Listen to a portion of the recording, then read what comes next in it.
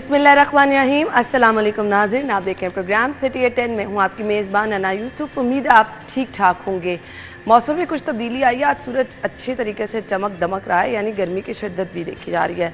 अलबत्ता बारिशों की भी प्रेडिक्शन है। सो आपका वीकेंड कैसा गुजरेगा, बारिश होगी या नहीं होगी, ये हम आपको इंशाल्लाह आगे चल के मौसम की सूरत हाल हम शामिल कर, तो उसमें हम बताएंगे। दीगर सेगमेंट भी प्रोग्राम का हिस्सा बनाएंगे। आज वीकेंड है, अपने वीकेंड को अच्छे तरीके से प्लान करें। वो कैसे प्लान करें हम अपने सेगमेंट के थ्रू आपको बता देंगे।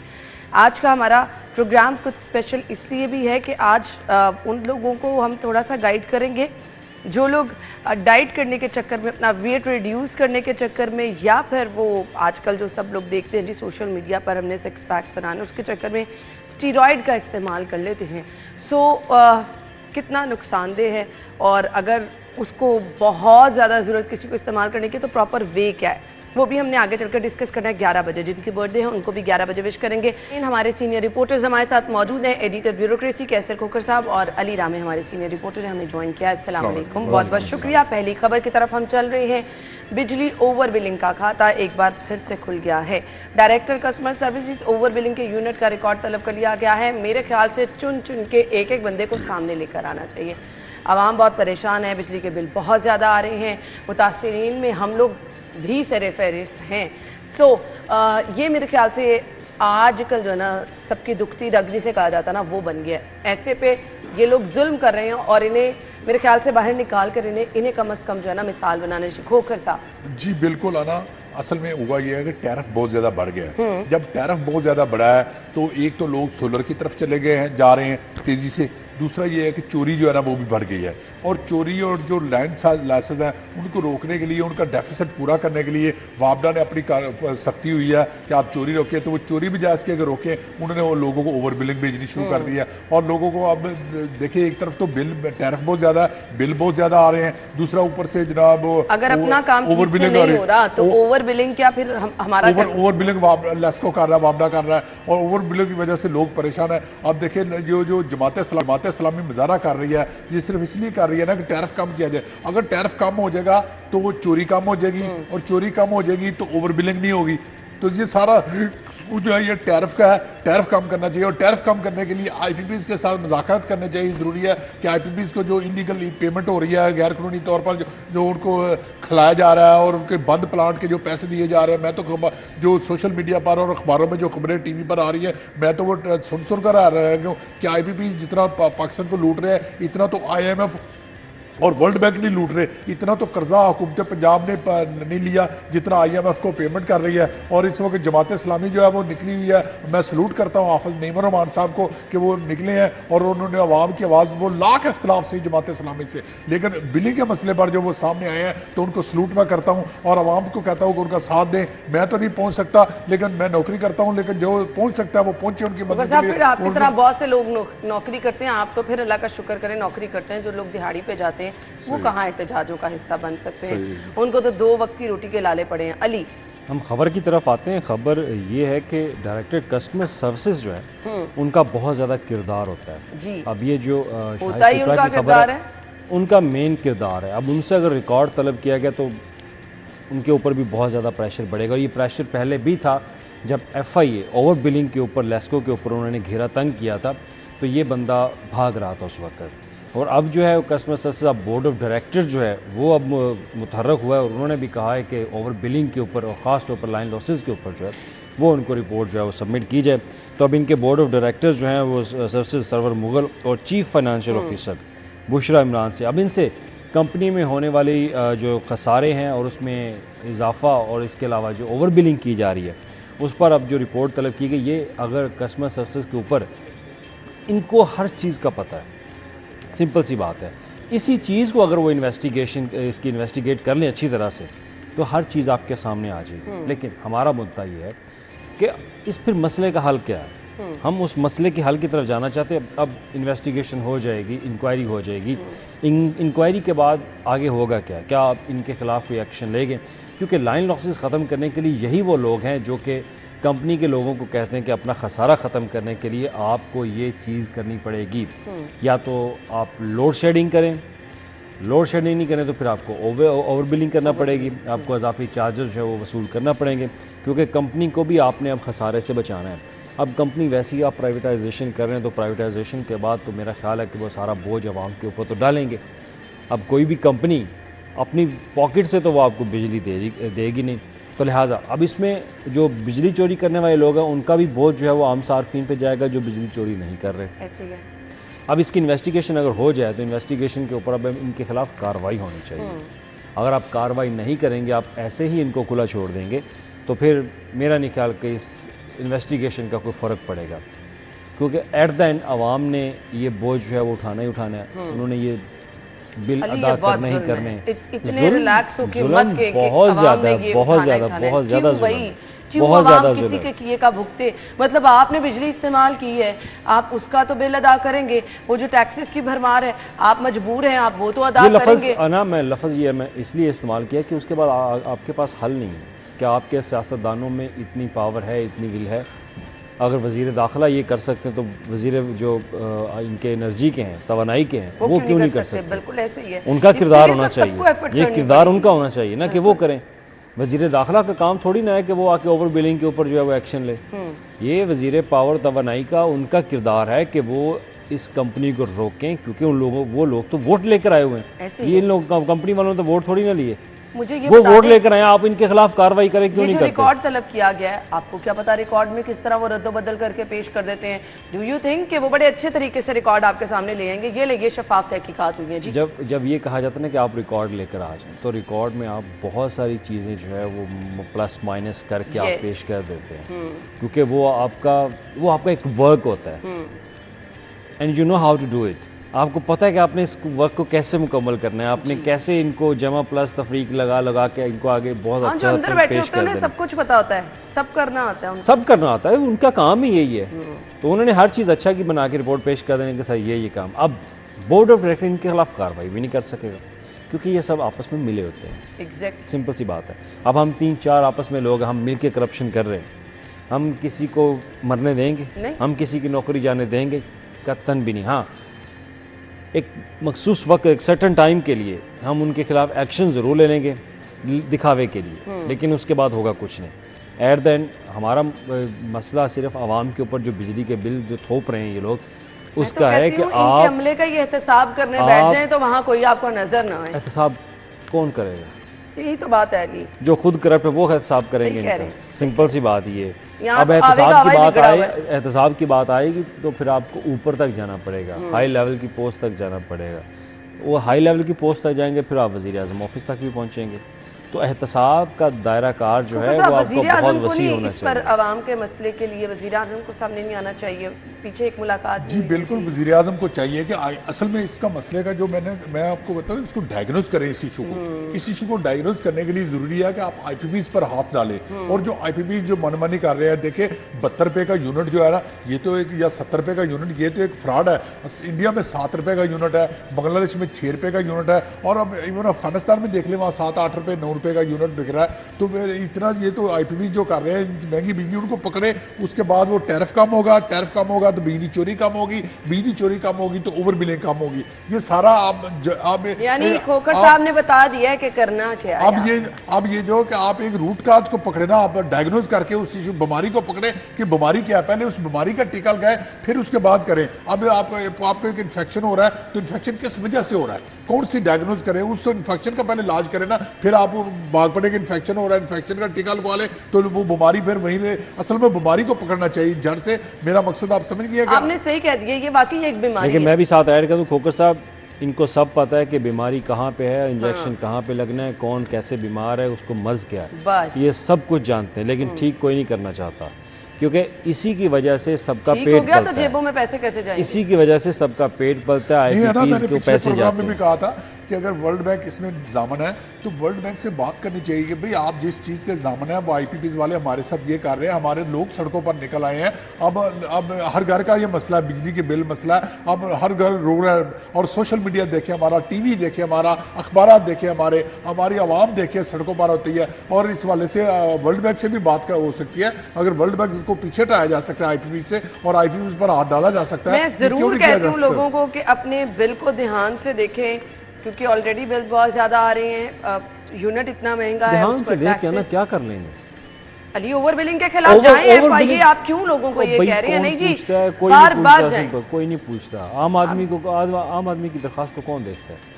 आम आदमी अपनी बेचारा आवाज लेस्को तो के उठानी ऑफिस होगी। नहीं जा सकता, अपनी आवाज तो उठानी होगी। आप मुतलका क्या एसडीओ जुल्म के सहते दफ्तर रहे? नहीं जा सकता। लोगों को ये कह रहे हैं कि बैठे आपने जुल्म सहते लोगों रहे। को इतना प्रेशराइज कर दिया, उनको दबा दिया है कि वो अपनी मुआशी सूरत हाल को कंट्रोल करने के लिए वो दिन भर काम करता है, उसके पास ये टाइम नहीं है कि वो जाए। अब देखिए खोखर साहब कह रहे हैं मैं नौकरी करता हूँ, मैं नहीं निकल अब देखें सकता 25,000 एक मजदूर खोकर साहब की सैलरी इतनी है कि वो बिल आसानी से अब पे कर 25,000 लेते रुपए हैं। एक मजदूर की हम तनख्वाह बात कर रहे हैं 25,000 बिल आ मजदूर जाता है, आदमी की। 25,000 बिल आ जाता है, बेचारा गुजारा कैसे करे? अब अब सरकारी वो सारा मुलाजिम है, दिन उनका सारा देखिए दिन सारा बिल पे अपना तनख्वाह चली एसडीओ जाती के है। दफ्तर के बाहर धक्के खाता रहेगा तो और मजदूरी दूसरा कैसे ये कि करेगा? वापडा ने ऊपर से पता चला कि वो जो किस्तें हैं वो भी खत्म की हुई हाँ हैं जी। और इस वाले से, और फिर दूसरा ये करते हैं कि अगर कोई बिल एक महीने जमा नहीं कराता तो उसका बिजली का बिल काटने वो आ तो जाते फौरन ही हैं काटने और आ फिर जाते क्या हैं। करें? अब लोग इस वजह से फिर तंग आमद बजाऊंगा आमद है, लोग सोलर की तरफ जा रहे हैं और सोलर की वजह से फिर वापडा की जो नहीं, सोलर कौन लगवा सकता है खोखर साहब? हर कोई सोलर भी नहीं अफोर्ड कर सकता। सोलर भी काफी महंगा है। बिल्कुल सही कह रहे हैं आप। उसके लिए भी गवर्नमेंट ने स्कीम जो है वो अपनी लॉन्च करने जा रही है। अब देखते पता हैं नहीं कि अली स्कीम कब से क्या लॉन्च करने निकलता जा है। रही है और किन लोगों के लिए करने जा रही है। आपसे फिर देखिए कुछ- वो स्कीम एक बहुत बड़ी है, वो बहुत बड़ा प्रोजेक्ट है। उसमें आपने 4-5 करोड़ लोगों को या 3-4 करोड़ लोगों को आपने उसमें हम आप लेके आना है। मुस्तफीद हो सकेंगे?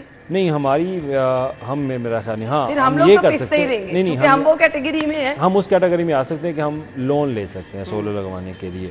आप 10% पेमेंट यू हैव टू पे, और बाकी जो दूसरी रकम है वो आप बैंक से लोन ले लें, वो आपको लोन दे देंगे।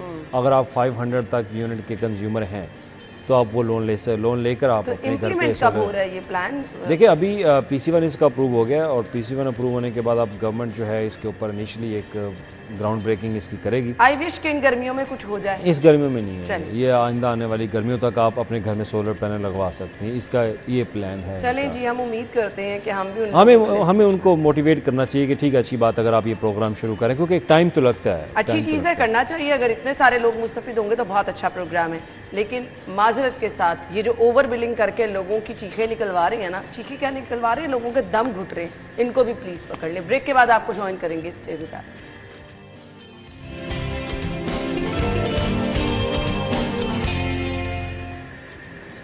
Welcome back once again. हम आ रहे हैं जी अपनी अगली खबर की तरफ। अली रामी की खबर है, तरक्याती बजट का इस्तेमाल पहले माह ही सुस्त रवि का शिकार। वजह क्या है? गर्मी लग रही है क्या अली लोगों को बहुत ज़्यादा? नहीं, गर्मी नहीं लग रही, बस यूटिलाइजेशन जो है वो ऐसे स्लो रखी जाती मैंने है कहा शायद ताकि इसलिए अभी काम तेज़ नहीं हो रहा कि जरा मौसम बेहतर हो जाए। ताकि अकाउंट्स में पैसे जो है वो पड़े रहें, तो ये भी एक फार्मूला होता है। देखें क्योंकि फर्स्ट फाइनेंशियल पैसे ईयर ज़्यादा हो जाते हैं पड़े पड़े पड़े फर्स्ट पड़े। फाइनेंशियल ईयर था तो बजट की रिलीजिंग में थोड़ा सा एक हफ्ता डिले भी आया, तो डिले के बाद जो है वो बजट तमाम महकमों को जारी कर दिया गया था। अब इसमें हमने पहले भी खबर दी थी कि 178 बिलियन से अबव जो है वो बजट पंजाब हुकूमत ने इस दफ़ा फर्स्ट क्वार्टर में अब क्यों जितने भी ऑनगोइंग प्रोजेक्ट्स हैं उनको रिलीज़ कर दिया। लेकिन अब उस पर यूटिलाइजेशन के ऊपर, क्योंकि वज़ीर आला पंजाब ने बाकायदा PND जाके उन्होंने ब्रीफ किया था, उन्होंने हदायत जारी की थी कि बजट की यूटिलाइजेशन जो है इसके ऊपर आपने फोकस करना है, क्योंकि आपका 804 बिलियन का आपका डेवलपमेंट का बजट है इस साल का, नए माली साल का डेवलपमेंट का, और आपका एक ह्यूज आपने रकम जो है वो एलोकेट की हुई है, तो लिहाजा आपको यूटिलाइजेशन के ऊपर फोकस करना होगा और ये ताकि बजट डेवलपमेंट का ज़्यादा बजट से अली ज़्यादा किस मद में होता है? सिर्फ ये जो आपके रोड इंफ्रास्ट्रक्चर है? Everything for the development. आपने हर चीज़ के लिए डेवलपमेंट के ऊपर जो है वो आपने अपना बजट एलोकेट करना होता है। तो वो आपने 804 अरब रुपए का बजट रखा, जिसमें आपने लाहौर को आप 120 बिलियन से अबव बजट आप देने जा रहे हैं। तो लाहौर के लिए उन्होंने फर्स्ट क्वार्टर के तहत आपने 20 अरब रुपए फाइनेंस डिपार्टमेंट ने जो है वो रिलीज़ कर दिए हैं, लेकिन अब 20 अरब रुपए के बदले में यूटिलाइजेशन जो है वो सिर्फ 1.31 बिलियन जो है वो आपने यूटिलाइज़ किया है। तो ये एक अलार्मिंग सिचुएशन है कि फर्स्ट मंथ में ही आप अपनी यूटिलाइजेशन को जो है वो इस तरह बेहतर नहीं कर सके। तो अगर आप पहले दिनों से ही अपनी यूटिलाइजेशन नहीं ना करेंगे ना, क्या वजूहात उसमें? देखिए वजूहत होती बात होती है आपकी क्योंकि आप स्पेंडिंग फ्लो रिलीजिंग इतना के ऊपर। रहेंगे तो फिर तो काम कुछ नहीं। स्पेंडिंग के ऊपर आता है मसला असल में बजट के रिलीज़ में फिर महकमे जो है, अब फाइनेंस डिपार्टमेंट ने आपको बजट रिलीज़ कर दिया, अब आगे आप रिलीज़ नहीं करते, वहाँ पे आके महकमाना जो गफलत है ना वो सामने आती है कि वो आप बजट क्यों रोक के रख लेते। आपको बजट अगर मिल गया है तो अब ऑनलाइन आप तमाम जितने भी आपके पंजाब के अंदर एक सेक्टर हैं, क्लिक होता है या एक साइन होते हैं? क्लिक होता है। अब साइन वाली बात ही नहीं है, अब आपने क्लिक करना है, आपने बजट ऑनलाइन कर देना है। मुतलका जो चीफ इंजीनियर होगा, मुतलका जो सेक्टर होगा, वो अपना बजट वहाँ से निकाल लेगा और चेक पास कर देगा। तो वहाँ पे आके ये बजट जो है रुकावट बनती है। बाज़ औक़ात रुकावट इस हद तक भी बनती है कि कुछ मीठा खिलाओ तो बजट ले लो, ये भी चीज़ होती है। अच्छा। और ना सिंपल सी बात है, पैसे एक जो कॉन्ट्रैक्टर होता है ना, हम कॉन्ट्रैक्टर को ज़िम्मेदार ठहराते हैं कि वो काम ठीक क्यों नहीं करता। उसके काम ठीक ना करने की वजह ये करप्शन है, क्योंकि उसे हर जगह पे ठेका लेने से लेकर अपने काम के पैसे लेने तक उसको पैसा खिलाना पड़ता है। सही कह रहे और वो पैसा नहीं खिलाएगा तो उसको प्रोजेक्ट नहीं मिलेगा। वो पैसा खिलाता है तो उसको प्रोजेक्ट मिलता है, तो फिर वो अपनी आमदन को मद्देनज़र रख कर फिर काम करेगा कि मैंने अगर 20% मैंने करप्शन पे के लिए पैसा मैंने दिया है ये प्रोजेक्ट लेने के लिए, तो इसमें 20% मेरा मार्जिन है, तो वो 60% सिर्फ काम जो है वो बेहतर करेगा। तो इससे आप अंदाज़ा लगा लें कि आपके प्रोजेक्ट की सूरत हाल क्या आ गई। तो लिहाजा ये जो फर्स्ट मंथ था, अगर आपने यूटिलाइजेशन को फोकस किया है। अली मुझे ये बता दें, आपने फर्स्ट मंथ में यूटिलाइजेशन बड़ी स्लो रखी या आपने नहीं किया इस्तेमाल, कोई पूछने वाला नहीं होता।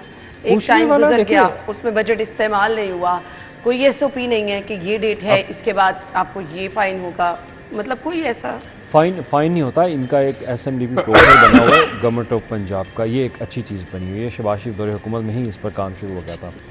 तो इसका बुनियादी काम ये है कि वज़ीर आला पंजाब अगर देखना चाहे ना अपने कंप्यूटर पे, अपने मोबाइल पे, वो इसी वक्त देखने कि मेरे किस किस सेक्टर में यूटिलाइजेशन की क्या परफॉर्मेंस है, ठीक है, वो हर चीज़ देख सकते हैं। उनके पास ये इंफॉर्मेशन ऑलरेडी मौजूद है।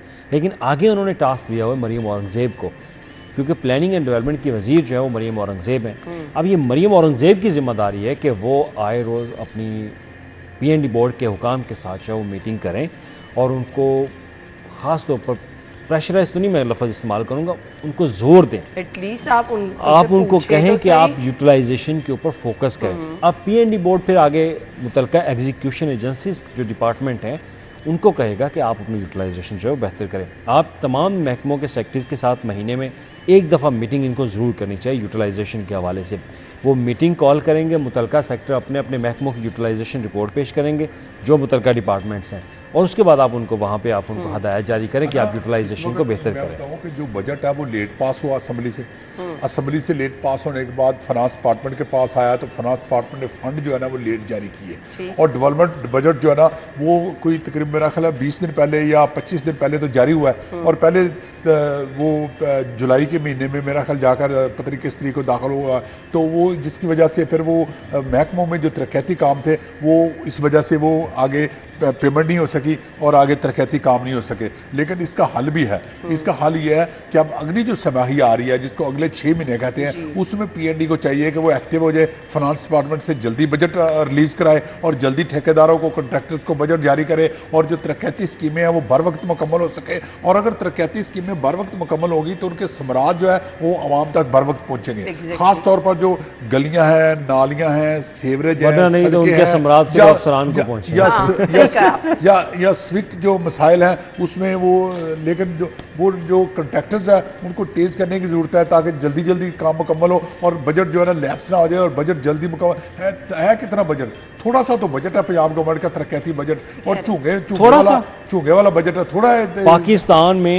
पाकिस्तान के किसी सूबे का सबसे बड़ा डेवलपमेंट का पैकेज ही पंजाब, वो सूबा भी तो पंजाब बड़ा है ना, तो आप फिर ऐसे ना कहें कि बजट ये बहुत बड़ा जो मसाइल है मैं उसके मुकाबले में बात कर रहा हूं। ज्यादा है अली, जब वो यूटिलाइज ही नहीं होगा तो उसका फायदा है। यूटिलाइजेशन के ऊपर हमारा मैं बात कर रहा हूं कि आवाम के जो मसाइल हैं उनके मुकाबले में बजट चूंगा है। आवाम के जो मसाइल आप देखें, सीवरेज का मसला है, सड़कों का मसला है, एजुकेशन का मसला है, हेल्थ सेक्टर है सबसे बड़ा, नए अस्पताल बनने हैं, नए तलीमी इदारे बनने हैं, नई यूनिवर्सिटियां बननी है, नए कॉलेजेस बनने हैं, नई सड़कें बननी है, नया सीवरेज बनना है। अब लाहौर ही देखें, लाहौर का जो है वो जो लाहौर का 78 अरब रुपए का लाहौर पैकेज मंजूर हुआ है इस साल के लिए, तो जिसमें सेवरेज लाहौर का बनना है, सड़कें बननी है, नालियाँ बननी है, स्ट्रीट लाइट बननी है। लेकिन अभी उन्होंने महकमा बल्दियात ने अभी कोई 3-4 दिन पहले मैंने खबर दी है कि उन्होंने PC1 जमा कराया PND में जाकर। अभी वो अब 3 महीने गुजर भी गए तो PC1 अब जमा करा रहे हैं। अब देखे वो कब पैसे PC1 मंजूर होगा, PC1 अप्रूव हो गया तो अब कब वो पैसे जारी होंगे, कब वो ठेकेदारों के पास पैसे, फिर टेंडर होगा। ये बड़ा लंबा प्रोसीजर होता है जो प्रोफेसर साहब बता रहे हैं। ये जो प्रोसेस है ना ये आपको गुजरना पड़ता है, ये क्योंकि पेपरा रूल्स हैं आपके, तो इन पेपरा रूल्स को मद्देनज़र रख के आपने अपने बिड स्टैंडर्ड हर चीज़ डॉक्यूमेंटेशन आपने करनी है, क्योंकि अगर ये नहीं करते तो फिर ये इंक्वायरीज़ लग जाती, क्योंकि आपकी ट्रांसपेरेंसी के ऊपर जब सवालात उठते हैं कि आपने इसमें शफाफियत का अमल जो है वो नहीं अपनाया, तो लिहाजा वो पेपरा रूल्स को मद्देनज़र रख कर आपने काम करना होता है। तो उसमें एक सर्टन टाइम आपको चाहिए, उस टाइम तक आपको वो ब्रेक लगी रहती है। कि ये भी बहुत बड़ी वजह है कि आपने रूल्स इतने बना दिए कि उन रूल्स को पास करते करते आपको महीना 2 महीने लग जाते हैं, उसके बाद आपके डेवलपमेंट का काम जो है वो शुरू होता है। तो इनकी अगर आप ये रूल्स इतने बनाते, आप सर्टन एक प्लेटफॉर्म एक ऐसा बना दें, अगर आपने पेपरा रूल्स ही बना दिए तो अब सिर्फ 1-2 चीज़ों के ऊपर आप चीज़ों को ट्रांसपेरेंस आप कर सकते हैं, इसमें कोई मसला नहीं है। लेकिन आपने बहुत सारी चीज़ें इसमें ऐसी पेचीदा डाल दी हैं जो कि किसी भी मामले को डिले करती हैं। और इस डिले को बचने के लिए आपको मैकेनिज़्म जो है वो तैयार करना होगा, ताकि बजट अब पीएनडी डिपार्टमेंट है, पीएनडी का क्या काम है, मैं पहले भी इस बात पर बात कर चुका है कि इसका क्या काम है, ये प्लानिंग ऑफिसर्स का। क्यों खोकर साहब, इनका क्या काम है?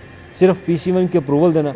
एक महकमे ने PC1 बना दिया है, उसका सेक्रेटरी उसके पास अख्तियार है, वो उसकी सारी चीज़ें देखे एग्जीक्यूट कर दें, सिंपल सी बात है। अब पीएनडी बोर्ड में आपने इतना 19 अरब 20 अरब रुपये का बजट डेवलपमेंट का इनको भी दे देते हैं, वो देने का फ़ायदा क्या है? कि सिर्फ उन्होंने सिर्फ ये करना, हाँ जी ये चीज़ नहर गुजर रही है जी, ठीक ओके बस ये करना है उन्होंने, और क्या नुक्ता चीनी निकाल के अपनी नौकरी पक्की कर रहे हैं, इसके अलावा और करना भी क्या उन्होंने। तो आप इस प्रोसेस को मज़ीद कम कर सकते हैं।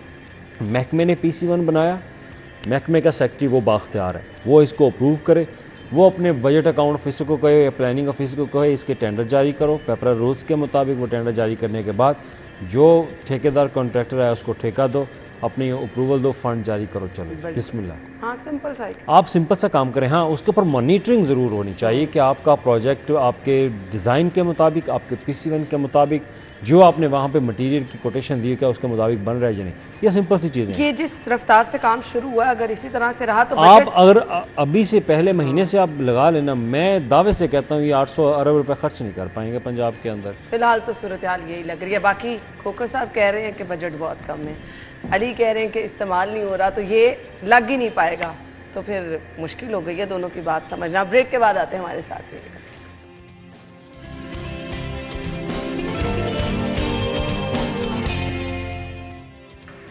Welcome back once again. खबर ये है जी, टीचिंग अस्पतालों में डेंगू का डाटा सही से नहीं बताया जा रहा, तो इससे होगा क्या?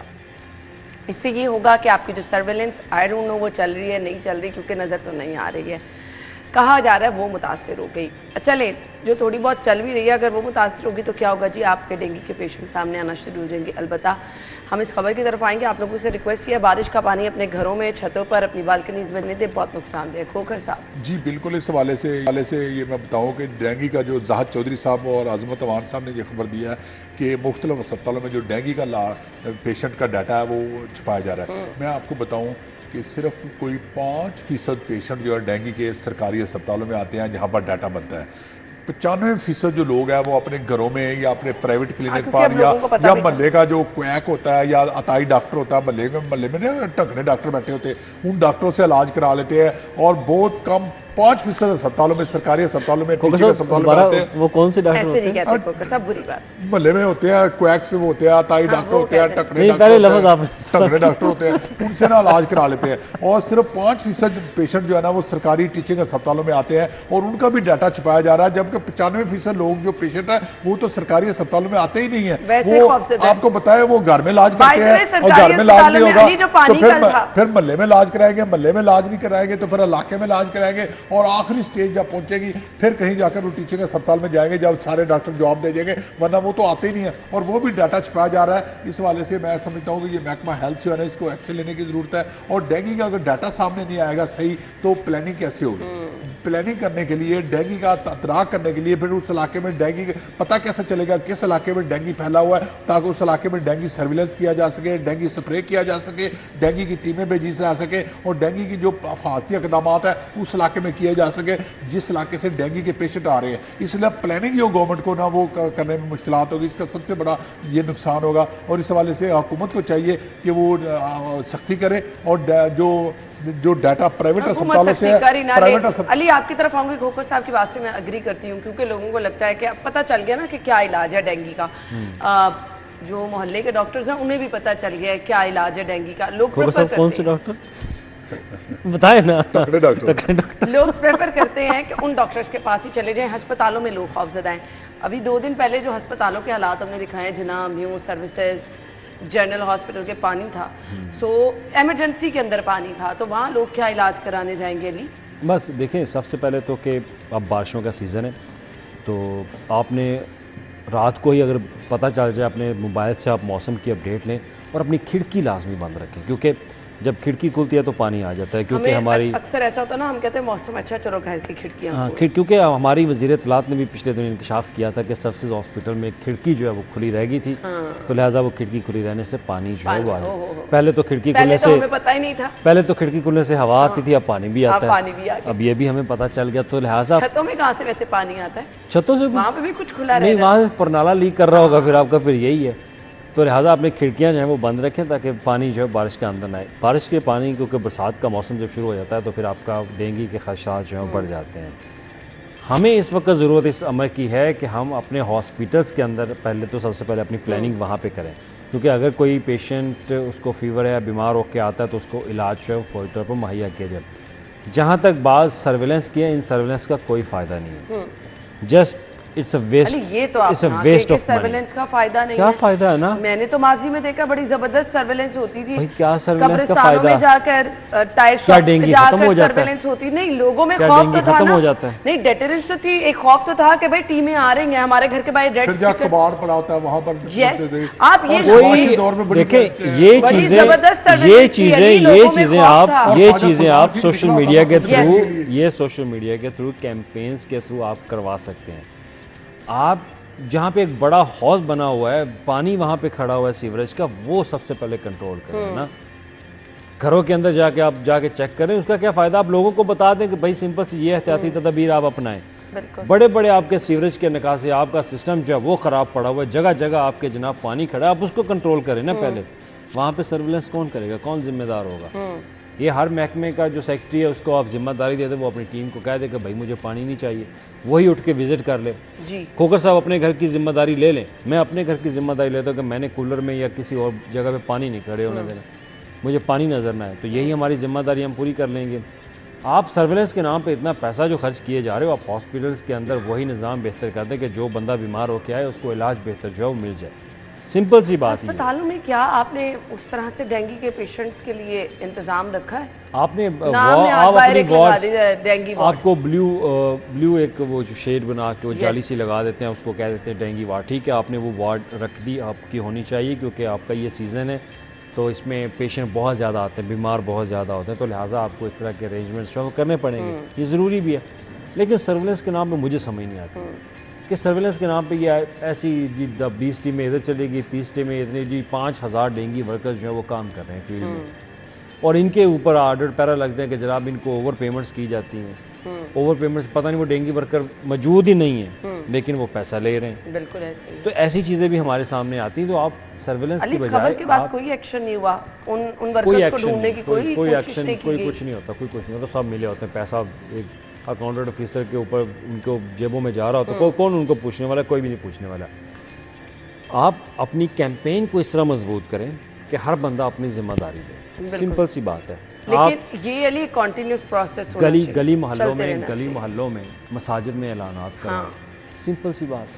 आप इतनी टीम्स को आप टीम लगाएं, वहाँ पे वो सिर्फ ये निशानदेही करें कि सर यहाँ पे पानी मौजूद है लेकिन कोई हल नहीं है इसका। कोई हल नहीं। आप उसका हल निकालें, उस पानी का हल निकालें। उसको निकालने के लिए वासा को कहें, हाउसिंग डिपार्टमेंट को कहें, जो मुतलका सेक्टर म्यूनसिपल अदारा उसको कहें कि ये पानी कंट्रोल करें। ऐसे ही है। आपकी तवज्जो वहाँ पर होनी चाहिए। लोगों तक की जो जिम्मेदारी वो आप लोगों पे छोड़ दें, वो अपने घरों को कर लेंगे, और वहाँ पे आप गली मोहल्लों में अपनी जो एक यूनिट्स हैं वो बना दें।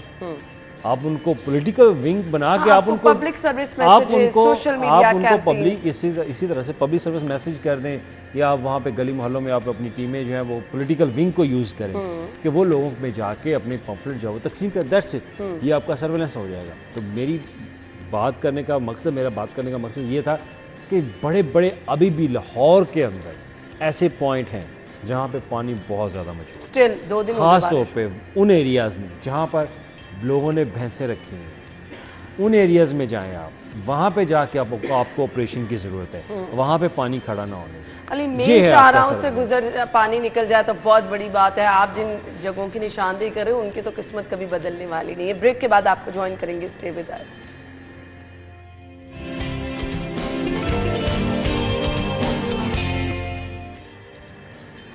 Welcome back. एक तरफ हम अक्सर आपसे खबरें ये शेयर कर रहे होते हैं कि आप स्कूलों को प्राइवेटाइज कर रहे हैं, एनजीओज के हवाले करें कि मामलात अच्छी तरह से चलें।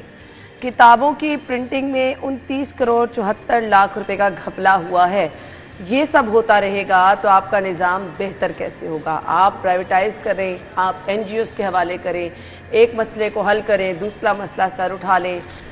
मतलब समझ से बाहर है कि यहाँ हो क्या रहा है। वो जो कहते हैं ना जंगल का कानून।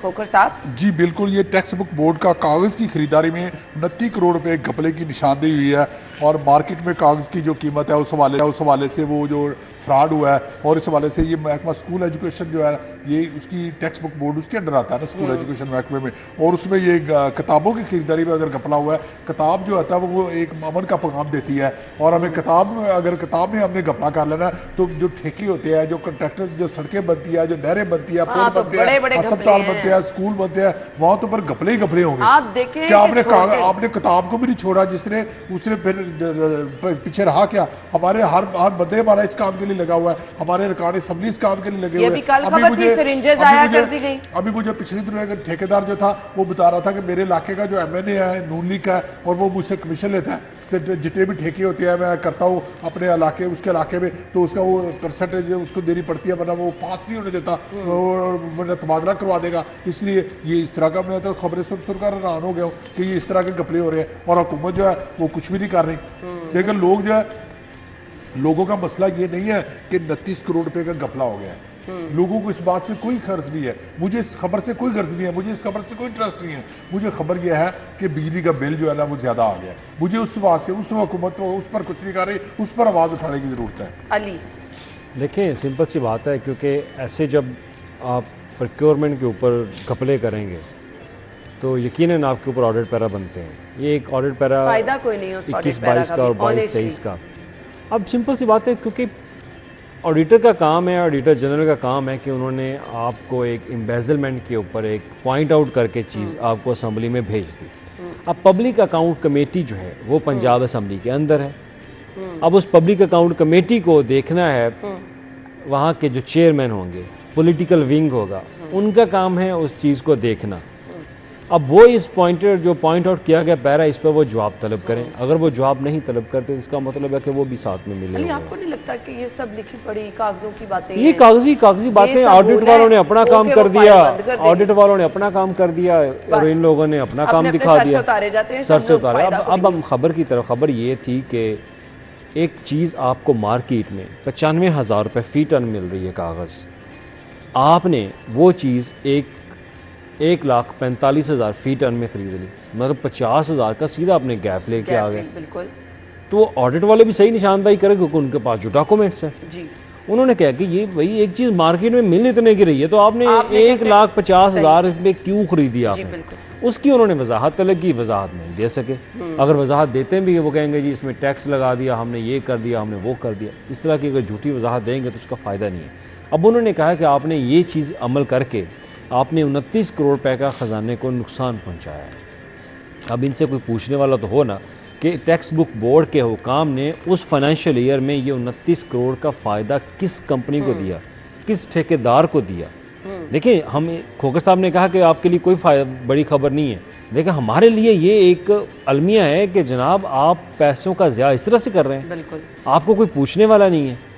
हमारे लिए इंपॉर्टेंट है खोखर साहब, पब्लिक मनी है ये। यही पैसा अगर आवाम के ऊपर लग जाए, उनके यही चीज़ करप्शन आप रोक लें तो उनको सब्सिडीज ना मिलना शुरू हो जाए। जो सब्सिडी की आड़ में हम ख़ास तौर पर अगर ये लोग पैसों का ज़िया इस तरह से करेंगे, सिर्फ अपनी पॉकेट भरेंगे, तो दुख तो होता है ना कि आप यही पब्लिक मनी किसी अवामी फलाह के मंसूबे पर खर्च हो जाती है। हालांकि बहुत ज़्यादा जगहों पर काम करने की ज़रूरत है, बहुत ज़्यादा। हमें इस वक्त आवाम को तो फिलहाल तो ज़रूरत है रिलीफ की, बिल्कुल सही कि उनको बिजली के ऊपर जो है वो खाने पीने की अशिया के ऊपर रिलीफ मिले, ये है कि आवाम को लेकिन कोई पूछने वाला नहीं है। इसीलिए ये सब कुछ हो रहा है। बहुत बहुत शुक्रिया आप लोगों के वक्त के लिए। नाज़रीन, आप अपना ख्याल रखें जी। हमें जाना है हेडलाइंस की तरफ। हेडलाइंस होंगी, हम ब्रेक होगी, फिर प्रोग्राम में वापस आएंगे। हमारे साथ रहिए।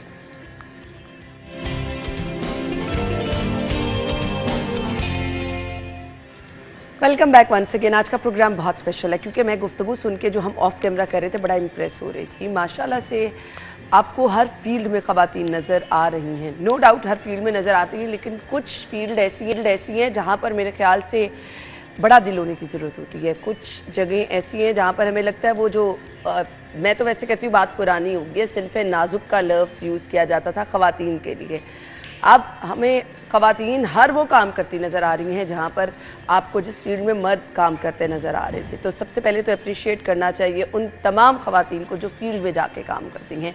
हमारी आज की मेहमान भी क्योंकि रेस्क्यू की जानिब से, रेस्क्यूअर्स को आप देखते हैं अपनी जगह पर डिफरेंट जगहों पर खिदमात सर अंजाम देते हुए, आंधी तूफ़ान बारिश, कहीं आग लग जाए, कहीं कोई डूब जाए, गंदे नाले में कोई गिर जाए, हमेशा हमने रेस्क्यू एहलकारों को देखा है। लेकिन आज का प्रोग्राम स्पेशल इसलिए है कि रेस्क्यू ख़वातीन का एक दस्ता तैयार किया गया है। सो इसकी ज़रूरत क्यों महसूस हुई, इसका बुनियादी मकसद क्या है, इस पर भी बात करेंगे और इसका आउटकम रिजल्ट कैसा आ रहा है उस पर भी हम बात करेंगे। और मज़ीद ऐसा प्लान करना है अगर, तो उसके लिए क्या क्या चीज़ें हैं। बहुत सारे लोग हमें मैसेजेस करते हैं, भाई हम इस चीज़ का हिस्सा कैसे बन सकते हैं, तो आपको वो भी बताएंगे कि अगर आप आने वाले रेस्क्यू के दस्ते का, ख़वातीन रेस्क्यू के दस्ते का हिस्सा बनना चाहते हैं तो उसके लिए आपको क्या करना है।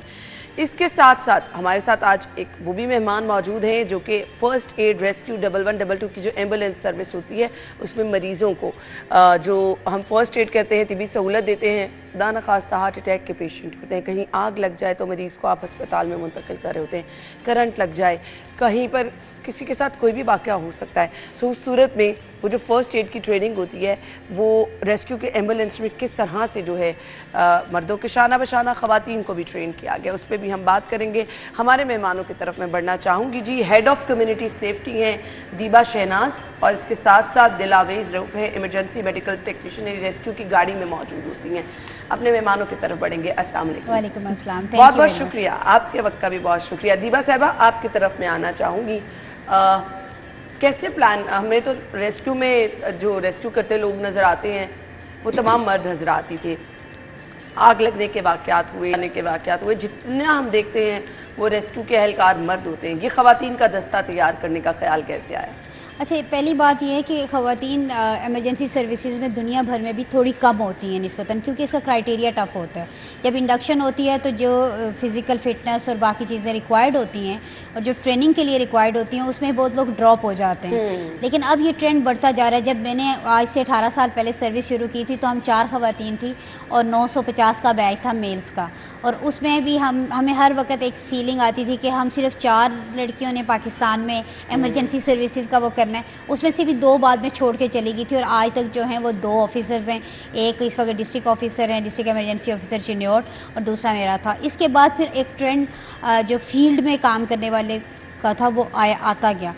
फिर भी अगर आप पूरे बैच को देखें ना, पूरे बैच में आएंगी 10, 15, 20 लोग आती हैं, तो वो सफिशेंट नहीं होती और नज़र भी नहीं आती। लेकिन याद रखें कि उनकी वजह से डिसिप्लिन बहुत होता है। 10-15 भी आ जाए ना, वो आटे में नमक के बराबर होती हैं, लेकिन उनकी वजह से जो करवा रहे होते हैं ट्रेनिंग उनमें भी डिसिप्लिन आता है और फिर फीमेल को भी एक कॉन्फिडेंस आता है कि मुझे उनके बराबर ट्रेनिंग दी। तो हमें जब ट्रेनिंग दी गई थी तो हमें ये नहीं दिया गया था कि आप ऑफिसर हैं तो आपने दफ्तर में बैठना है और आपने सिर्फ ये टाइपिंग करनी है, करवानी है और मैनेज करना है, बल्कि हमें पूरे रियल सिनेरियोज़ में से मेडिकल की, फायर फाइटिंग की, रेस्क्यू फ्रॉम हाइट की, स्विमिंग की, डिज़ास्टर रिस्पॉन्स फोर्स की, वो हर एक क्लास है और सबको पास करना ज़रूरी है। इवन कि उस वक्त जब मैंने ट्रेनिंग की थी तो हमारे पास अपना टावर नहीं होता था, तो एलीट फोर्स के टावर से रिपेलिंग करनी थी। तो जब हमें उस पर लेके जा रहे थे तो कह रहे थे कि आप जहाँ पे जा रही हैं ना वहाँ पे इजराइल बहुत करीब होता है ऊपर से, तो इस तरह से। लेकिन वो हमें होता था कि वो जो ट्रेनिंग थी ना रियल, वो दिमाग में इस तरह फिक्स होती थी कि जिस वक्त हम फील्ड में गए फिर हमें नहीं पता चला कि हम मेल फीमेल का क्या फ़र्क होता है, बिकॉज आपकी ग्रिप आपकी स्किल्स पे होती है, और जब स्किल्स आपको आती हैं तो आप इंसिडेंट कमांड अच्छा करते हैं। मैंने बहुत से मेजर बम ब्लास्ट में काम किया, एयर क्रैश में काम किया, तुर्की में ज़लज़ला आया, वहाँ से मैंने खुद लीड किया ऑपरेशन को, वहाँ से पेशेंट को निकाला।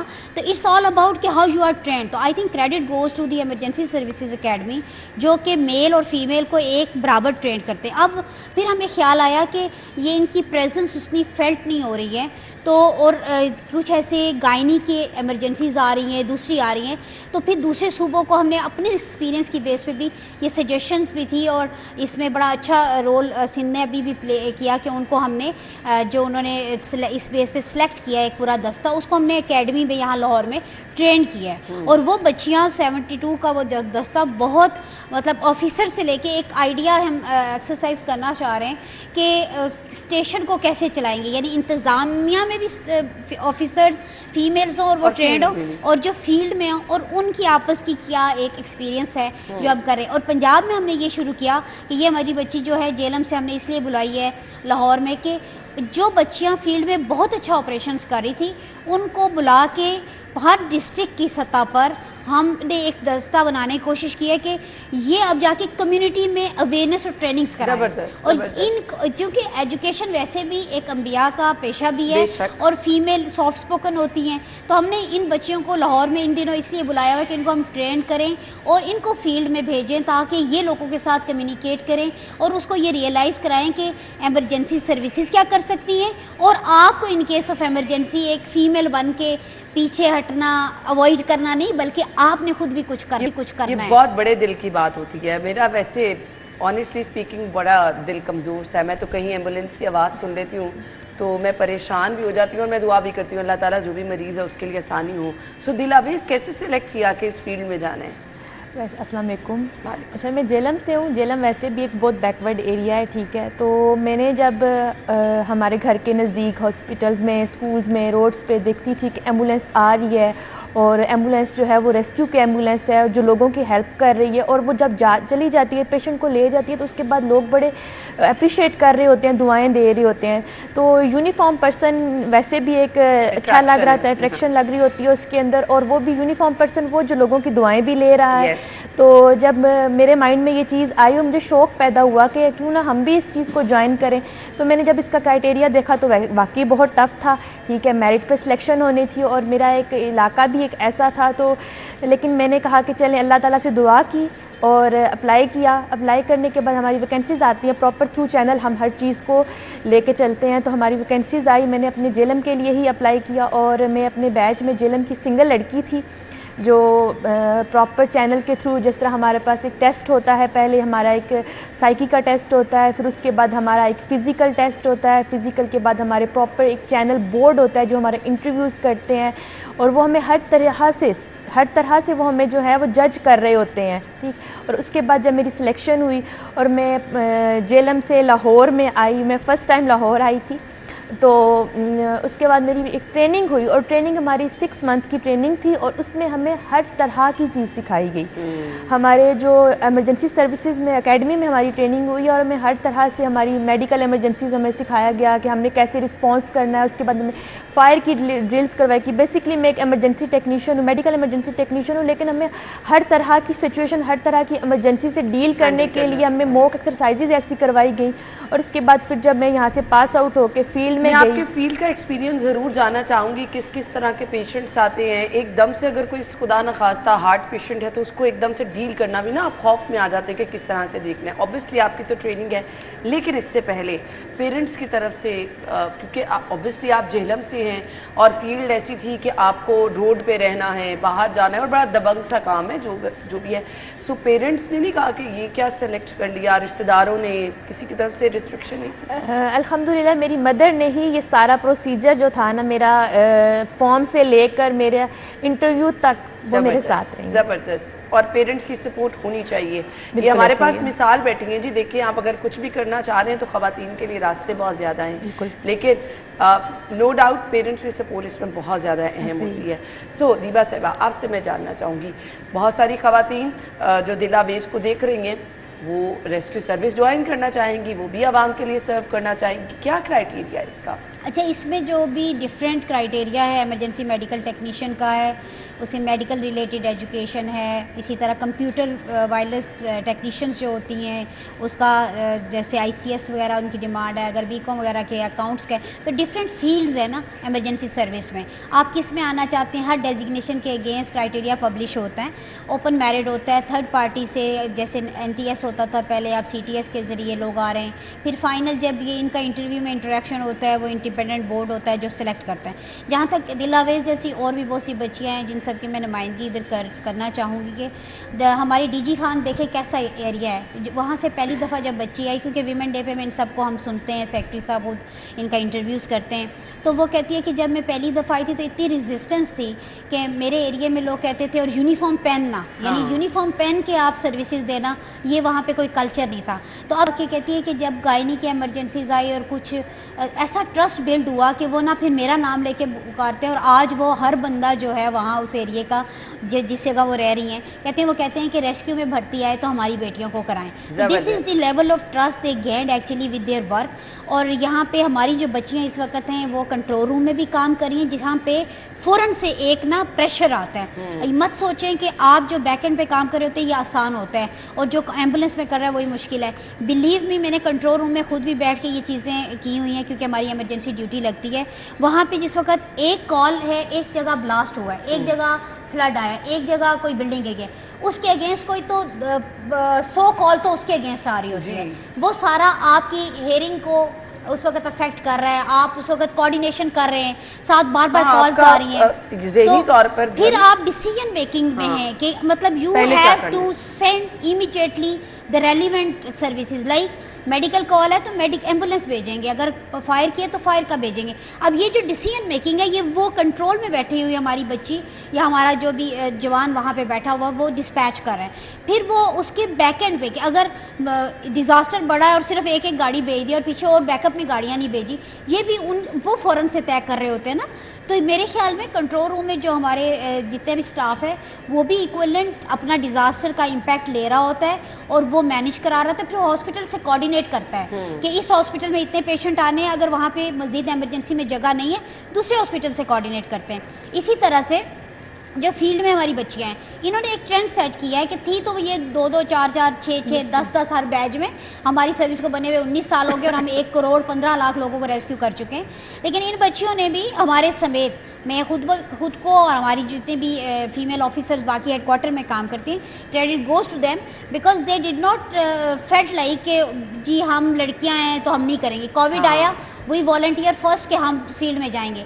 एक्सपो सेंटर में जिस वक्त फील्ड ऑपरेशन का बना तो हम वो उन पहली उस रोल मॉडल्स में से फीमेल्स में से थी जो वहाँ पे प्रैक्टिकली मौजूद थी।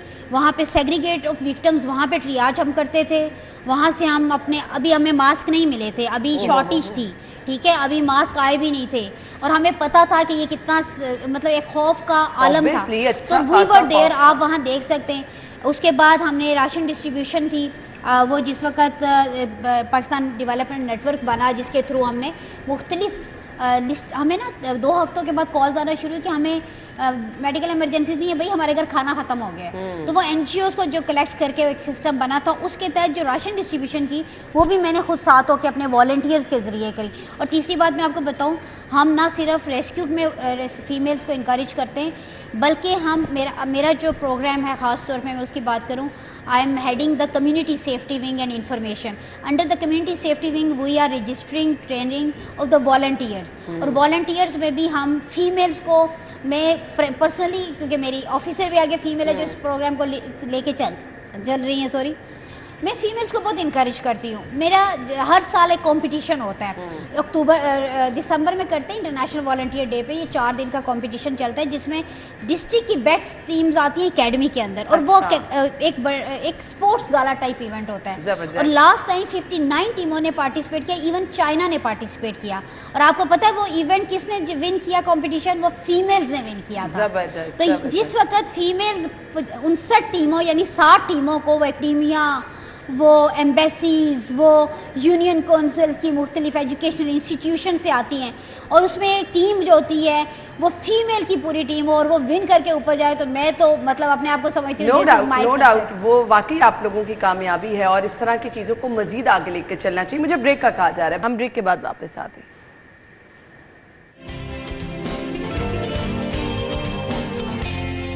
Welcome back once again. हमारे मेहमान हमारे साथ मौजूद हैं, गुफ्तगू का सिलसिला आगे बढ़ाएंगे। दिल आवेश की तरफ आना चाहूँगी, कैसा रहता है फील्ड का एक्सपीरियंस?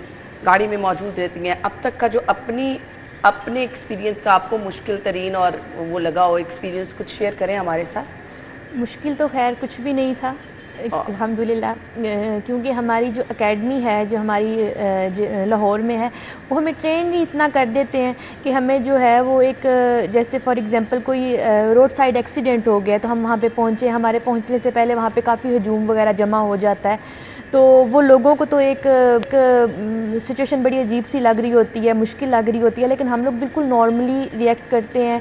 लेकिन हमारे रिफ्लेक्सेस इस तरह से डेवलप हुए हुए होते हैं, हम लोग इस तरह से, हमारे एकेडमी के अंदर हमारी ट्रेनिंग्स इस तरह से होती है कि हमारे रिफ्लेक्सेस होते हैं कि हमने कैसे जाना है, वहाँ पे लोगों को भी हैंडल करना है, पेशेंट को भी जो है वो सिक्योर करना है, पेशेंट की जो साथ उनकी जो है वो कुछ ज़रूरी जो और इम्पॉर्टेंट चीज़ें जो होती हैं वो भी कलेक्ट करनी है, और पेशेंट को फ़ौरन से वहाँ से इवैक्यूएट करके एम्बुलेंस में लेके आना है, फर्स्ट एड करनी है, क्योंकि बेसिकली जो हमारी एम्बुलेंस है वो आपकी हमारे लिए भी और आप लोगों के लिए भी एक प्री हॉस्पिटल केयर है।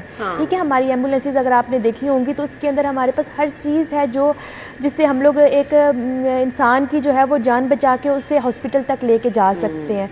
तो इतना मुश्किल नहीं था, और अब हम जब आहिस्ता आहिस्ता हम वहाँ पे जाते हैं, हमारे लिए एक नॉर्मल चीज़ हो गई है, और हम वहाँ पे जाके रेस्क्यू करते हैं लोगों को, मेडिकल इमरजेंसीज़ पे रिस्पांस करते हैं, मेडिकल इमरजेंसीज़ पे हम लोग लोगों के घरों में जाते हैं, वहाँ पे जाके रिस्पांस करते हैं। बहुत ही बुरी कंडीशन में भी हमें पेशेंट मेडिकल इमरजेंसी में मिल जाते हैं, आरटीएस पे हमें बहुत क्रिटिकल कंडीशन में पेशेंट्स मिल जाते हैं, लेकिन डील करना अल्हम्दुलिल्लाह बहुत कभी ही ज़्यादा। पेशेंट को देख के परेशानी नहीं हुई एकदम से? ऑब्वियसली किसी को तकलीफ में देखें आप खुद बहुत परेशान हो जाते हैं, आपके लिए वो सिचुएशन हैंडल करना मुश्किल बिल्कुल हो ऐसे जाती ही है। परेशान तो जाहिर सी बात है, जब हम एक पेशेंट को देखते हैं तो हमारा एक अंदर जाहिर से बात है, आप इंसानियत के नाते इंसानियत के नाते तो हमारा वो होता है, लेकिन हमारे माइंड में एक ये चीज़ भी आ रही होती है कि फ़ौरन से जो है अब इसको हम लोगों ने हेल्प आउट भी करना है, बचाना भी है, इसको हमें रेस्क्यू भी करना है, और अब हम ही इसकी मदद के लिए आए हैं। तो क्योंकि उसने किसी को भी नहीं बुलाया, उसने अपने घर में जो है घर के बाद उसने हमें ही बुलाया है, हमारा उसके साथ कोई लिंक नहीं है, हम ना उसको जानते हैं, ना हमें पता है कि वो मुस्लिम है या नॉन मुस्लिम है, ना हमें पता है कि मेल है या फीमेल। ये सिचुएशन वैसे दिलावेज की मेरे साथ हुई थी तुर्किया में। जब मैं तुर्किया की टीम, सबसे पहले तो गवर्नमेंट ने बहुत अच्छा उस वक्त डिसीजन लिया कि फ़ौरन से डिसीजन लिया कि टेक्निकल टीम को भेजा जाए, और very next day we were in the Adhiyaman ना वी स्टार्टेड ऑपरेशन, और उसमें हमारी टीमें मुख्तलिफ जगहों पे लगी हुई थी। तो एक बेस ऑफ ऑपरेशन पे मेरी ड्यूटी थी, तो 2 लोग आए, और मेरे 2 टेक्नीशियंस इस तरह से जो बेस पे थे मेरे साथ, तो वो कहते हैं मैडम बाहर 2 लोग आए हैं उस कॉर्नर वाली बिल्डिंग से, और वो कहते हैं वहाँ खातून की आवाज़ें आ रही हैं। तो अब हम क्या करें, हमारी टीमें तो सारी लगी हुई हैं ना, तो उनको मना कर दें कि कुछ देर बाद जब वो आएंगे। तो मैंने कहा नहीं, मना नहीं करें। मैंने एल्बो पैड, नी पैड वगैरह अपने पहने, हेलमेट पहना, तो मैंने ना एक बंदे को वायरलेस पे छोड़ा बेस पे कि वो कोऑर्डिनेट करे ऑपरेशन। तो हम लोग तीनों चले गए।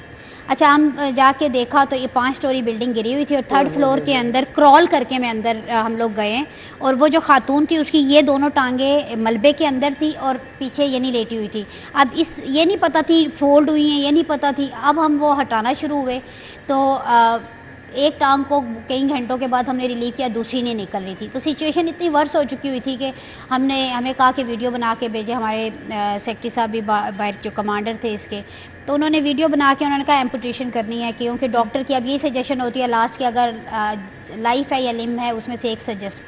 तो मेरे जहन में, चूँकि मैंने ये सर्विस ज्वाइन ही 2005 के ज़लज़ले के बाद की थी, मेरी अपनी फैमिली बहुत अफेक्ट हुई थी। मैंने कहा नहीं यार, अगर इसने ज़िंदा रहना तो सही करके रहे, अगर नहीं रहना तो ये तो कोई बात नहीं। तो हमने अंदर जो मेरे साथ 2 लोग थे उस मलबे के अंदर, यानी हम एक ना ऐसे ये पोजीशन है और इसके अंदर से हम जाके, उधर बैठने की जगह नहीं है, कोई खुले वो जो नहीं है, उसमें मैंने कहा कि हम ना मैक्सिमम रिस्क लेते हैं। हमने कटर्स मंगवाए, तो जब हम कटर्स यूज़ करते थे तो ऊपर से हम पे बल्बा गिरता था, तो वो ऊपर ढाल बनी हुई में उसके फेस के ऊपर भी, कि उस खातून के मतलब मज़ीद उसे इंजरीज ना हो। अच्छा, उस वक्त खुदा की कसम कुछ और नज़र नहीं आता, बिल्कुल स्ट्रेट अवे आपका खुदा के साथ कनेक्शन होता है, उस जान के साथ होता है। एक जब कटर एक जगह पे लगा तो इतनी हॉलो वो सिचुएशन बन रही थी कि हमें लग रहा था कि अगर ये कट के गिर गया ये, तो हम पेशेंट समेत नीचे जाएंगे। फिर भी हमने उसको नहीं छोड़ा और मैक्सिमम करते 57 आवर्स आफ्टर अर्थक्वेक हमने वो बंदी बगैर किसी फर्दर इंजरी के ज़िंदा निकाली थी। जबरदस्त। और उस वक़्त ये फीलिंग आई थी कि ये क्या हो रहा है, यानी हमने इतना रिस्क भी लिया हुआ है फिर भी हम इसे बचा नहीं पाएंगे, ये नहीं होना चाहिए। अल्लाह ताला ये हो जाए कि ये ना हमसे इसे कोई और फर्दर इंजरी ना आए और ये इसकी टांग ना काटनी पड़े। अल्लाह ताला ने खैर उस वक्त अल्लाह ताला ही होते हैं, बेशक, बेहद और जितने इतनी पीछे मुश्किल सारी सिचुएशन सपोर्ट होती है में, वो हाँ। अलग बात है। लेकिन जो एक तो आपके अंदर अल्लाह ने जो ईमान दिया होता है और दूसरा जो लिंक आपका अल्लाह के साथ डेवलप होता है वो ऐसी सिचुएशन में होता है जहाँ बिल्कुल बेबस होते हैं बेशक। आप। यानी आपके पास कटर है, इक्विपमेंट है, सेंसर है, चीज़ें आप मौजूद हैं, आप ऐसी सिचुएशन में जहाँ पे आप करते हैं फर्दर आपको रिस्क है, अपनी जान पर रिस्क लेकर है। ये, लेकिन हाँ। उस वक़्त और अल्हम्दुलिल्लाह उस ये एक मैंने ऑपरेशन ये किया, लेकिन मेरे साथ कई मेरे जो कुलीग्स थे, मेल कुलीग्स, जिन्होंने मुख्तलिफ साइड पे, एक साइड पे 3 बच्चे 82 घंटों के बाद ज़िंदा निकाले। और सैड पार्ट ये था कि उसके माँ बाप नेक्स्ट कमरे में उनकी डेड बॉडीज़ थी। तो ये जो तुर्किया का ऑपरेशन था इसमें हमें बार बार ये चीज़, एक जो कनेक्शन अल्लाह ताला के साथ होता है और एक जो हिम्मत डबल हो जाती है और एक जो एक्सपर्टीज़ के ऊपर यकीन होता है, हाँ। और कंट्री का जो नाम उस वजह से जो अर्न हुई है कि आपके एक जो डिप्लोमेटिक रिलेशंस हैं और तुर्किया के साथ खिलाफत मूवमेंट से आज तक वो बहुत क्लास के थे। और मैं बहुत आई एम वेरी हैप्पी कि मेरी ट्रेनिंग की इब्तदा होती है सूरह माइदा की आयत, जिसने एक शख्स की जान बचाई गोया उसने पूरी इंसानियत को बचाया।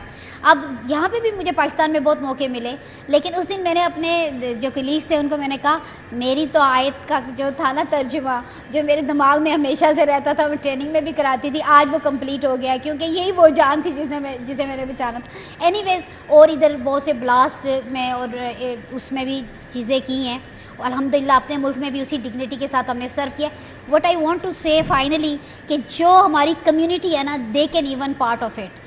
Don't forget this is not ordinary service, ये वो सर्विस है जिसे अक़वाम मुत्तहिदा ने जनूबी एशिया में इट्स द फर्स्ट जो सर्टिफाइड है। हाँ। और इसमें इंडिया भी आपसे पीछे है, ये भी आपके पास एजाज़ है। आप वर्ल्ड कप बड़े शौक से देखते हैं, स्क्रीनें तोड़ देते हैं हारने पे। आपको पता है कि पाकिस्तान रेस्क्यू टीम जो है वो अक़वाम मुत्तहिदा से जनूबी एशिया में पहली सर्विस है जो सर्टिफाइड है। Yes. आप इंटरनेशनली रिस्पॉन्ड उसी तरह कर सकते हैं जैसे यूएस की टीम, जापान की टीम या तुर्किया की टीम कर सकती है। आज हम आपको दावत देते हैं, आएँ और इसका हिस्सा बने। ये सबके लिए दरवाजे खुले ये हैं। आएँ और कैसे आप सिर्फ रेस्क्यू स्काउट ऐप पे डाउनलोड करें और इसकी ट्रेनिंग हासिल करें और सीखें ये इमरजेंसी टेक्निक्स और वॉलंटियर करें अपने एरिया में। और अगर वक्त मिलता है, कभी आपका चांस बनता है और आपकी किस्मत में होता है तो इमरजेंसी सर्विस का हिस्सा बने, तो आपको पता चलेगा कि आपकी ये मेहनत कभी रायगा नहीं होगी। और वाकई जब आप किसी की जान बचाते हैं ना, तो जो आपको अंदर से सुकून मिलता है उसका तो कोई नेमुल बदल ही नहीं है। बच्चों के लिए भी स्पेशल सर्विस है, वो भी आप ज्वाइन कराना चाहें। मेरे पास वक्त बहुत कम है, नहीं तो मैं ज़रूर लाजमी डिटेल में डिस्कस करती, लेकिन आप रेस्क्यू के पेज पे जाके तमाम चीज़ें विजिट कर सकते हैं। बहुत बहुत शुक्रिया आपने हमसे कीमती। Thank you so much. Thank you very much. Break के बाद हम आपको ज्वाइन करेंगे।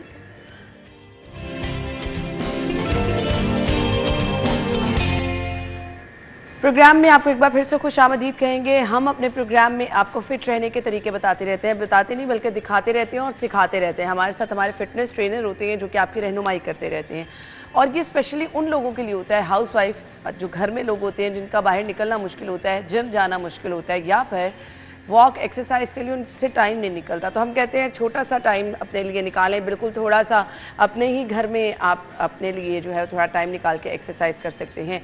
ज़ुहैब बुखारी हमारे फिटनेस ट्रेनर हैं जिनको आप स्क्रीन पर तो देखते रहते हैं। आज हमने स्पेशली उनको आपके लिए मदऊ किया है, और वो इसलिए किया है कि इंटरनेशनल सर्टिफाइड हमारे ये ट्रेनर हैं। ये आपको बताएंगे। बहुत सारे लोग हम सोशल मीडिया पर बार बार ये चीज़ें देख के आज मजबूर हुए हैं कि शो करें और आपको बताएं ये स्टीरॉयड हैं क्या, इनका इस्तेमाल क्यों किया जाता है। हर कोई इसका इस्तेमाल अगर कर रहा है तो हर कोई नुकसान ही इससे उठा रहा है। बहुत मिनिमम लोग होंगे जिन्होंने फ़ायदा उठाया होगा, और उनके पीछे भी किसी ना किसी की रहनुमाई होती है, प्रॉपर गाइड किया जा रहा होता है कि आपको इस तरह से इस्तेमाल करना है। ये जो अट्रैक्शन है ना, ये आपको ले डूबती है। अब लोगों ने देखा कि फ़लाँ ने तो अपना वेट रिड्यूस किया, बड़ा ज़बरदस्त उसकी बॉडी है, तो अब मैं भी अब स्टीरॉयड इस्तेमाल कर लूँगा। फ़लाँ ने अपनी बॉडी इतनी ज़बरदस्त बना ली, वो सिक्स पैक और ये वो, आपने किसी एक्टर को देखा, आप इम्प्रेस हो गए, स्टीरॉयड का इस्तेमाल कर लिया, तो वो आपको खुदा न खास्ता, हमने ऐसे वाक़यात भी देखे कि लोग अपनी जान से चले जाते हैं। ज़ुहैब की तरफ मैं जाना चाहूँगी। अस्सलाम वालेकुम। वालेकुम अस्सलाम, कैसे हैं आप? मैं बिल्कुल ठीक ठाक, आपके वक्त का भी बहुत बहुत शुक्रिया। आज के टॉपिक के बारे में क्या कहना चाहेंगे? स्टीरॉइड एक ऐसी चीज़ है कि जिसको हमने खुद शायद गलत साबित कर दिया हुआ है, बिकॉज हमने उसका इस्तेमाल ऐसे किया। कोई भी चीज़ गलत नहीं है, उसका इस्तेमाल डिपेंड करता है। अगर यही स्टीरॉइड अगर किसी डॉक्टर के हाथ में होगा तो उसका वो अच्छा इस्तेमाल करेगा, लेकिन वही जान स्टीरॉइड भी बचाई जाती है उससे। वही ना, अगर आपको डिफरेंट डिजीज़ हैं उसका प्रॉपर इलाज किया जा रहा है, कैंसर का, स्किन डिजीज़, इन्फ्लेमेशन है कहीं पे, कुछ कोई प्रॉब्लम है उसका इलाज किया जा रहा है। लेकिन वही स्टीरॉइड जब एक नॉन टेक्निकल बंदे के पास, यानी कि ऐसे बंदे के पास होगा जिसको उसके हाव नो नहीं पता, या जिसके अगर मैं अपनी फिटनेस से रिलेटेड बात करूं कि जिसके उस्ताद ने उसको टीका लगा के बिल्डर बना दिया है और उसको बस इतना पता है कि यार लगाने से बॉडी बन जाएगी और उसको उसकी पीछे लॉजिक नहीं पता, फंक्शनैलिटी नहीं पता, तो वही वो इंजेक्शन उठा के सबको लगाता रहेगा। ऐसे ही है। अब होता क्या है कि जब स्टीरॉइड लिया जाता है, ये गलत नहीं है, लेकिन इसके पीछे पूरी एक साइंस है। फॉर एग्जांपल अगर मैंने बॉडी बिल्डिंग करनी है, जो इंटरनेशनल बॉडी बिल्डिंग स्टैंडर्ड उसमें स्टेरॉइड यूज़ होता है, लेकिन उसके पीछे पूरी टीम्स होती हैं, डॉक्टर्स की टीम, फिर डाइटिशियंस की टीम, जो पूरा दिन पर्सन को मॉनिटर कर रहे होते हैं। उनके फिर मेडिकल टेस्ट होते हैं, उनके फिजिकल टेस्ट होते हैं, उनके हार्ट का, उनके लंग्स का, उनकी किडनीज के टेस्ट होते हैं। फिर डिसाइड किया जाता है कि इसको कितना स्टेरॉइड देना है, किस वक्त देना है, डाइट क्या होगी, सब कुछ ये चीज़ें मॉनिटर करते हैं। उसको 24/7 मॉनिटर होता है वो बंदा, ठीक है। फिर उसको दिया जाता है और फिर उसके रिजल्ट्स आते हैं। यानी ये बहुत सेंसिटिव बिल्कुल मामला है, ये sensitive आप मामला है। मान लें। और उसके साथ भी अगर डॉक्टर वगैरह नहीं, पाकिस्तान में तो किया जाता है कि एक डॉक्टर, सबसे बड़ा मसला यहाँ पे ये भी है ना कि हमारे जो बच्चे हैं आजकल के, वो देख के आते हैं कि आज शाहरुख खान या आमिर खान ने फ़लाँ मूवी मैंने बॉडी बनाई थी, तो उसने तो वो कह रहा था 3 महीने में बन जाएगी, तो मेरी भी 3 महीने में सर बना दें। अब मेरे करीब स्टीरॉइड यूज़ करवाना इक़दाम कत्ल है, क्योंकि अगर मैं अपने ट्रेनर्स को कहता हूँ कि यार अगर आपने किसी को स्टीरॉइड रिकमेंड किया तो आप जॉब से फारिग हो, बिकॉज अगर किसी ने गलत उसको इंजेक्शन लगा दिया, क्योंकि इसके पीछे पूरी एक साइंस है, जैसे बताया, अगर वो प्रॉपर डॉक्टर अफोर्ड नहीं कर सकता। और हर किसी की बॉडी चेंज है, डिफरेंट है, किसी बॉडी पे आप वो टाइप सेम डिफरेंट वाला है। तजुर्बा हाँ, नहीं कर सकते। सकते, लेकिन यहाँ पे यही चल रहा है पाकिस्तान में, सेम तजर्बे चल रहे हैं, बिकॉज लैक ऑफ नॉलेज और पढ़े लिखे नहीं है बच्चे मोस्टली जो ट्रेनर्स हैं। और सेकंड कोई जो लगवाने वाला है वो भी इतना नहीं हाई फाई कि वो इतनी बड़ी टीम हायर करके 2-3 डॉक्टर्स हों, 2-3 फिजियो हों, 2-3 डाइटिशियन हो और एक शेफ़ हो जो आपको खाना पका रहा है, और आप 4-5 घंटे इसके बाद फिर इसके साथ फिर 3-4 घंटे की ट्रेनिंग्स हैं। ठीक, हम प्रोटोकॉल्स पूरे फॉलो नहीं कर रहे, हम कहते हैं कि यार हमें ऐसा बना दो, उसके पीछे जो पूरी मेहनत है उसको हम इग्नोर कर रहे हैं। तो ये अगर सेफ जोन में किया जाए, ये भी उन लोगों के लिए रिकमेंडेड है जो इंटरनेशनल बॉडी बिल्डिंग करते हैं, सही। जो आम फिजिकल फिटनेस के लिए करें उनके लिए तो बिल्कुल ये चीज़ है ही नहीं। क्या एकदम से ये वेट कम भी कर देते हैं और वेट बढ़ा भी बिल्कुल, देते हैं? ये एकदम से आपका वेट तो कम कर देंगे, लेकिन क्या होगा, रैपिडली वापस भी आ जाएगा। ठीक है। और जब भी स्टेरॉइड लगाया जाता है, जो इंटरनेशनली भी लगाए जाते हैं, उसके साथ रिसाइकलिंग होती है। ठीक है। फॉर एग्जाम्पल लगाया, जो उसके साइड इफेक्ट है उसके लिए अलग फिर एक कोर्स किया जाता है, रिसाइकलिंग का कोर्स, जो साइड इफेक्ट्स हैं उसको बाहर निकालें, लेकिन बहुत हद तक फिर भी साइड इफेक्ट रह जाते हैं। ये एक ऐसे एग्जांपल है कि पेपर को आप फाड़ दें लेकिन उसको दोबारा टेप से जोड़ दें, वो पहले वाली कंडीशन में तो आ जाएगा लेकिन उस हद तक नहीं आएगा। तो आप अपनी बॉडी के साथ बार बार पिंचिंग करते रहेंगे तो इन दी एंड वो आपको डैमेज करेगा। बिल्कुल ऐसा ही है। और human body is not machine के, कोई खराबी हुई है तो आपने स्पेयर पार्ट अपना चेंज कर दिया, एक बार जो इंजरी होगी फॉर लाइफ चलेगी। बस ये है कि ऑन एंड ऑफ उसको आपने ट्रीट करना पड़ेगा। ये जानलेवा भी हो सकती है। बिल्कुल, बहुत से बॉडी बिल्डर रिसेंट टाइम में हमारे बहुत से बॉडी बिल्डर्स हैं पंजाब में और ओवरऑल पाकिस्तान में, बहुत से बॉडी बिल्डर्स मरे हैं, वो अवेयरनेस ना होने की वजह से है। ये उस्ताद कल्चर जो है इसने बच्चे मार दिए बहुत ज़्यादा, और कुछ ट्रेनर्स को भी एडिक्शन हो जाती है कि स्टीरॉइड लगाएं और 6 पैक बना लिया। वैसे कि मैं कहूँगा ना किसी को 6 पैक बनाओ तो it will take almost 1.5 year, लेकिन स्टीरॉइड लगाने से आप 2-3 मंथ्स में बना देते बहुत। जाहिर बात है, फिर वो शॉर्टकट का नुकसान लोग कहीं खुश ना होते कहीं। हैं देख के। बिल्कुल ऐसे ही है। और मैंने देखा बहुत से ट्रेनर्स ऑनलाइन बता रहे होते हैं अपनी जर्नी, पहले दिखाते हैं विदाउट शर्ट में इतना मोटा हूँ और 2 महीने बाद 6 पैक बिल्कुल लीन। अब हम ट्रेनर्स हमें पता है इसने क्या किया है, देखने वाले को नहीं पता, लेमैन को नहीं पता, वो उस तरह उनके काबू में आए थे जब उनको मेडिसिन वगैरह, वो इम्प्रेस हो जाते हैं और उसकी तरफ चले उनको जाते साफ बताते हैं कि भाई आपको डाइट करने की जरूरत नहीं, हम आपको बस मेडिसिन देंगे। अच्छा ज़ुहैब, मुझे इसका आपसे प्रॉपर वे पूछना है, अगर तो कुछ करना चाह रहा है कितना टाइम टेकिंग प्रोसेस है और एक राइट वे जो है, चले हम वो भी लोगों को गाइड कर देंगे। ज़ुहैब, हर चीज़ का एक राइट वे भी होता है ना, सो वो राइट वे क्या है? अगर तो आप अपना बॉडी शेप करना चाह रहे हैं, वेट लॉस करना चाह रहे हैं और अगर आप अपने आप को फिट रखना चाह रहे हैं, तो स्टीरॉइड का ऑल्टरनेट अच्छा तरीका वो क्या है? स्टीरॉइड तो बस मैंने पहले बताया, स्टीरॉइड सिर्फ उन लोगों के लिए जो एथलीट हैं, जो इंटरनेशनली आम बंदे को उसकी ज़रूरत है ही नहीं। ये तो जो यंगस्टर्स बस लेकिन होते हैं, ऑनेस्टली लोग ये सोशल मीडिया पे, टिकटॉक पे अपने आप को दिखाने के लिए, फॉलोअर्स बनवाने के लिए आजकल कर रहे हैं ये सब चीजें। बस फॉलोअर्स बनाने के तो लोग पता नहीं क्या क्या कर रहे हैं, लेकिन ये है कि हमें देखना पड़ेगा सेफ जोन के, इंसान की जान से ज़्यादा कोई भाई चीज़ अपनी नहीं जान से आगे बाकी कुछ नहीं, इसलिए ये तो वाज़े तौर पर शुएब ने बता दिया है कि ये आम लोगों के लिए बिल्कुल सेफ नहीं है। सो अब एक राइट ट्रैक हमारा, राइट ट्रैक ये है कि डाइट करना। वैसे हम किसी को डाइट प्लान बताए ना कि यार ये फॉलो करें तो उसके लिए थोड़ा मुश्किल होता है। राइट ट्रैक अब सिंपल ये है कि जो सस्ता भी है, टिकाऊ भी है और जो इजीली कर सकते हैं। एक तो एक्सरसाइज करें, अगर आप जिम नहीं जा सकते तो हमारी वीडियो चल रही होती हैं, उनको फॉलो करें। अगर वो भी नहीं कर सकते तो एटलीस्ट वॉक करें। आपने एक तो पहले अपने आप को एक्टिव करना है। सेडेंटरी लाइफस्टाइल, दो तरह के लाइफस्टाइल, एक सेडेंटरी लाइफस्टाइल, एक एक्टिव लाइफस्टाइल। सेडेंटरी लाइफस्टाइल वो है जो हमारे घर में औरतें बैठी हुई हैं, या इवन आप अगर ऑफिस भी आ रहे हो वो भी सेडेंटरी है। हमें लगता है बस हम आ जा रहे हैं तो हाँ, बस ये सेडेंटरी लाइफस्टाइल है। आप जब तक कोई एक्सरसाइज वगैरह नहीं ऐड करेंगे, हाँ, तो एक्टिव करना है लाइफ को। सेकंड, अगर आप डेली, इवन आप डेली पहाड़ पे चढ़ के भी वापस आए तो वो भी आपका सेडेंटरी लाइफस्टाइल है, बिकॉज आपकी लाइफ का हिस्सा बन गया है। तो हर वो काम जो एक एक्सरसाइज है जो डेली रूटीन से हटके हो, आपने डेली रूटीन से हटके एक्सरसाइज करने की कोशिश करनी है कि थोड़ी थोड़ी डेली, हर दूसरे दिन एक्सरसाइज चेंज हो। अगर एक ही जैसे एक्सरसाइज करते जाएंगे तो लाइफ का हिस्सा बन जाएगा गेन। एक तो ये करें। दूसरा, डाइट में रोटियां कम खाएं, बोटियां ज़्यादा खाएं। अच्छा, कार्ब्स की क्वांटिटी कम रखें, प्रोटीन की क्वांटिटी अच्छी रखें, फैट्स की क्वांटिटी कंट्रोल रखें। और जैसे हम कहते थे कि हमारे खानों का हिस्सा रोटी चावल लाजमी रहता है। चावल रोटी से जान छुड़ानी पड़ेगी। अगर नहीं छोड़ सकते आप तो क्वांटिटी कम करें।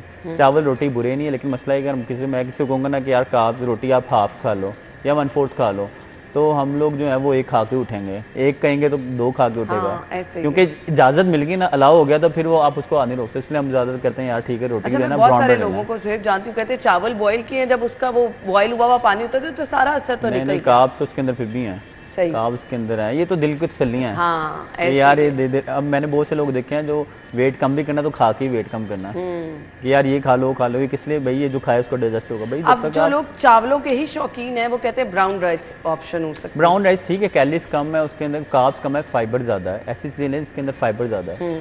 चोकर की रोटी वगैरह रोटी लेनी है, चोकर की जो किस तरह की रोटी लें, लेकिन फाइबर वाली चीज़ें लें। कार्ब्स भी होंगी उसके अंदर, फाइबर होंगी, लेकिन फाइबर का फायदा है कि आपकी एपेटाइट को फुलफिल करेगा। आपको लगेगा मैंने बहुत खा लिया है, कैलोरीज भी कम और पेट भी फुल लगेगा। तो और मेटाबॉलिज्म भी फास्ट करेगा, आपकी ब्लड सर्कुलेशन को तेज़ करेगा, कैलोरीज एक्सपेंडिचर को बढ़ाएगा। बिल्कुल छोटी छोटी हमने चेंज करना है लाइफ में। मैं ये नहीं कहता कि यार आप बिल्कुल ही कोई फैंसी डाइट करें जो आपके लिए ना पॉसिबल है, ना आपके लिए पॉसिबल है, ना आपके घर वालों के लिए बनाने के लिए पॉसिबल है। 2 दिन बाद माँ या बीवी भी कहेगी बस अब तो बस हो गया, बस हो गई है। अच्छा, मुझे मैं लोगों को देखती हूँ, लोग समझते हैं ब्राउन ब्रेड खा रहे हैं तो वो तो हम 3-4 स्लाइस खा सकते हैं, क्या ये? लेकिन हम रिकमेंड करते हैं एक खाओ। अच्छा, हुज़ूर पाक सल्लल्लाहु अलैहि वसल्लम की हदीस भी है कि 2 बंदों का खाना, एक बंदे का खाना 2 बंदों के लिए काफ़ी है। इसका मतलब है कि हम जितना खा रहे हैं ना वो उससे हमने हाफ खाना है। तो ये आपकी तंदुरुस्ती के लिए ये चीज़ें ज़रूरी हैं अगर आप फिट रहना चाहते हैं।